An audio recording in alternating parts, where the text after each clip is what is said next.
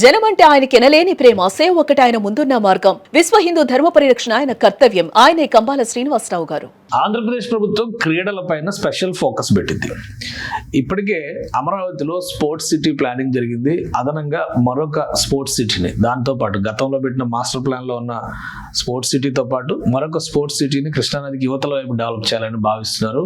అదే క్రమంలో రాష్ట్రంలో జాతీయ అంతర్జాతీయ క్రీడలు నిర్వహించేందుకు కావాల్సినటువంటి వసతుల్ని సమకూర్చే ప్రయత్నం కూడా రాష్ట్ర ప్రభుత్వం చేస్తుంది. ఈ క్రమంలో ఒక కీలకమైన నిర్ణయం తీసుకుంది. విజయవాడలో నడిబొడ్డున ఉన్నటువంటి క్రీడా మైదానం, ఇందిరాగాంధీ మున్సిపల్ స్టేడియం అంటారు ప్రస్తుతం ఈ స్టేడియం. అందులో క్రికెట్ కి సంబంధించి గ్యాలరీ, కోర్టు, పిచ్లు అన్ని రెడీగా ఉన్నా కానీ దాన్ని ప్రభుత్వ ప్రైవేట్ అవసరాలుగా ఉపయోగిస్తున్నారు. ఏ కార్యక్రమాలు జరిగినా చివరికి ముఖ్యమంత్రుల ప్రమాణ స్వీకారాలకు కూడా ఈ మైదానమే వేదిక అవుతుంది. గతంలో ఒక ఆల్టర్నేటివ్ ఉండేది. ప్రస్తుతం అంబేద్కర్ స్టాట్యూ పెట్టినటువంటి అక్కడ స్మృతివనాన్ని నిర్మించారు విజయవాడలో. అది ఓపెన్ ప్లేస్ గా ఉండేది. అక్కడ కొన్ని కార్యక్రమాలు జరిగాయి. అయితే అక్కడ స్మృతివనం నిర్మించిన తర్వాత ఏ కార్యక్రమం జరగడానికి అవకాశం లేకుండా పోయింది కాబట్టి విజయవాడలో ఈ మైదానాన్ని మాత్రమే ఉపయోగిస్తారు.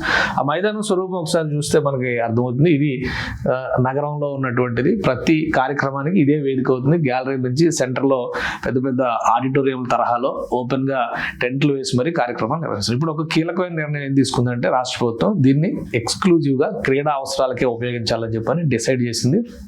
గతంలో ముఖ్యమైనటువంటి స్పోర్ట్స్ క్యాంపుల్ని పెద్ద ఎత్తున ఇక్కడ నిర్వహించేటువంటి వెసులుబాటు ఉండేది.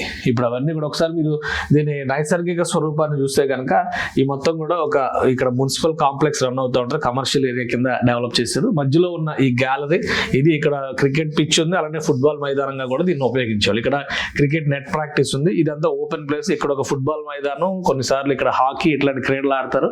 ఈ కార్నర్కి వచ్చేసరికి బాస్కెట్ బాల్ కి సంబంధించి కానీ, ఇటువైపు టెన్నిస్ కి సంబంధించి, చివరికి SAAP sports authority of India office కూడా ఇక్కడ నుంచే రన్ అవుతుంది. ఇక్కడ ఒక బిల్డింగ్ ఉంది. ఈ బిల్డింగ్ మొత్తం దానికి ఉపయోగిస్తున్నారు. సో దీన్ని మొత్తాన్ని రీడిజైన్ చేయాలని చెప్పి రాష్ట్ర ప్రభుత్వం డిసైడ్ చేసింది.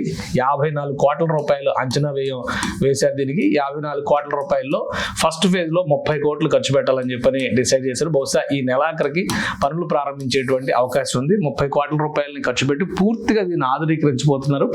ఏకంగా టర్ఫ్ ట్రాక్స్ ని డెవలప్ చేసేటువంటి ప్రయత్నాలు రాష్ట్ర ప్రభుత్వం చేస్తుంది. ట్రాక్స్ అంటారు కదా, అవి డెవలప్ చేయడం, సెంటర్ లో full fledged football ground develop చేయడం, అలానే శాప్ బిల్డింగ్ మొత్తాన్ని కూడా డెమాలిష్ చేసి రినోవేట్ చేయాలని చెప్పి రాష్ట్ర ప్రభుత్వం భావిస్తుంది. అంటే అక్కడే భారీ ఇండోర్ స్టేడియం నిర్మించడం ద్వారా ఇండోర్ ప్రాక్టీసెస్ సంబంధించి వివిధ రకాల క్రీడలకి ఇది వేదికగా చేయాలని చెప్పని 2028 నాటికి అంతర్జాతీయ క్రీడలు నిర్వహించే స్థాయికి ఈ ప్రాంతాన్ని డెవలప్ చేయాలని రాష్ట్ర ప్రభుత్వం భావిస్తుంది.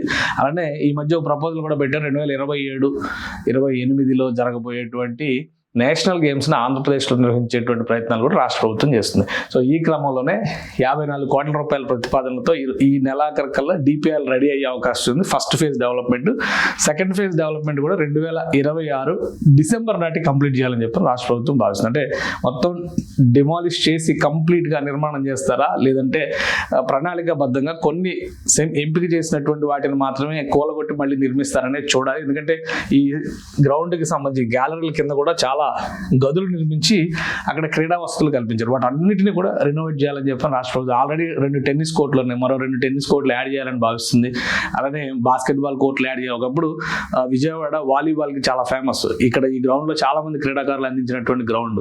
సో ఇవన్నీ కూడా మళ్ళీ రీఆర్గనైజ్ చేయడం ద్వారా పూర్తిగా క్రీడా అవసరాలకు తగ్గట్టుగా ప్రభుత్వ ప్రైవేట్ కార్యక్రమాలు వేటిని అనుమతించకూడదని రాష్ట్ర ప్రభుత్వం డిసైడ్ చేసి దీనికి సంబంధించిన ఆదేశాలు కూడా జారీ అయిపోయినాయి. సో డిపిఆర్ కంప్లీట్ అయితే ఈ నెలాఖరులో total plan of action announce చేసి ఏడాదిలోగా పూర్తిగా దీన్ని ఆధునీకరించేటువంటి ప్రణాళికని ఏపీ సర్కార్ చేపట్టబోతోంది.